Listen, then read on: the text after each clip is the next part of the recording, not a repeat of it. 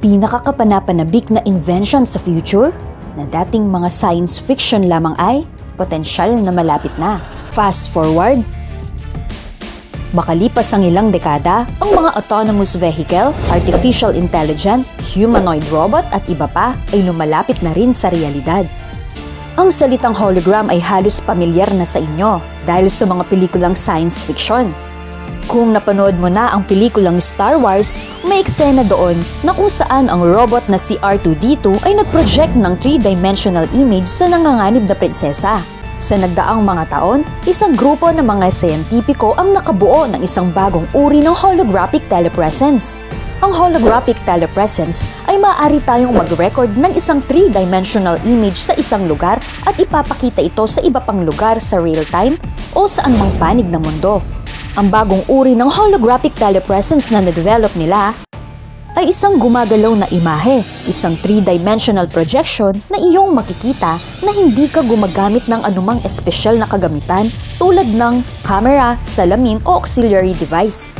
Maaari ding tingnan ang imahe sa iba't ibang anggulo. At maaaring mga animated sequence na pwedeng panoorin ng mga maraming tao mula sa anumang lugar.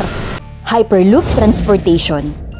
Ang Hyperloop ay proyektong malapit kay Elon Musk. Ang Hyperloop ay tulad ng isang tren na may bilis na 750 miles per hour na kayang takbuhin ang distansya mula Maynila hanggang Tagaytay sa loob lamang ng 35 minuto.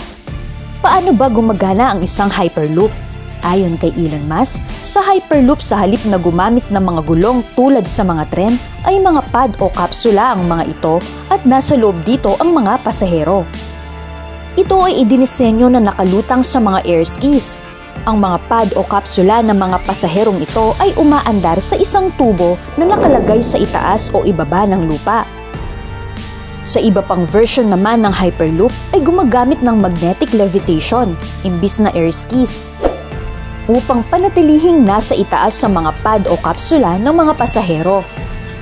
Papaganahin naman ng Hyperloop ng mga solar panel na nakalagay sa tuktok ng tubo upang ang system ay mas makabuo ng mas maraming enerhiya. Maganda ito dahil hindi na kailangang mag-provide ng kuryente. Hindi din ito nakakabahala sapagkat habang nakasakay ka dito, pakiramdam mo katulad ito sa pagsakay sa elevator o pampasaherong eroplano. Ang Hyperloop ay maaring maging doble ang bilis kaysa sa mga high-speed bullet train ng Japan. Mas mura at abot kaya.